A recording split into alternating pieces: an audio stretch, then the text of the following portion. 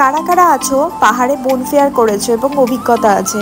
আমি এই first time পাহাড়ের মধ্যে বনফেয়ার করলাম। তো প্রচণ্ড মজা হয়েছিল, সত্যি বলছি। শিটংয়ে চলে গেছিলাম আমরা, আর তারপর সেখানে গিয়ে যে রিসর্টটাতে ছিলাম, মানে হোমস্টেতে ছিলাম, সেই হোমস্টের মধ্যে বনফায়ারের আয়োজন করা হয়েছিল।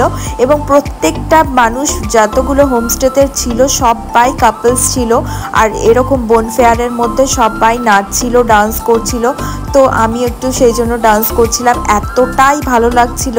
আর সত্যি বলছি, গান চলছিল তার সাথে এরকম ডান্স করতে, তার মধ্যে চারিদিকে পাহাড় দেখা যাচ্ছে, নিস্তব্ধতা, নির্ঝুম, প্রত্যেকটা কাপলস নাচছিল আর প্রচণ্ড মজা হচ্ছিল। আর দেখো তারপরে এইভাবে সব কাপলসরা মিলে বনফেয়ারের মধ্যে বসেছিল চেয়ার নিয়ে, ভীষণ মজা হচ্ছিল আমাদের।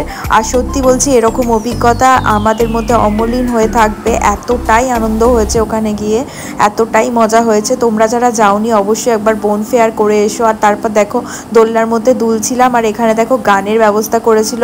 আর তারপর একদম লাস্টে ছিল ডিনার, আর ডিনারে যে বাফে সিস্টেম ছিল, রুটি ছিল, ভাত ছিল, একটা সবজি ছিল, ডাল ছিল, আর তারপর লাস্টে যেটা ছিল গরম গরম চিকেন ছিল, আর তার সাথে স্যালাড ছিল। ভীষণ আনন্দ হয়েছে আর ভীষণ মজা হয়েছে। এখনকার জন্য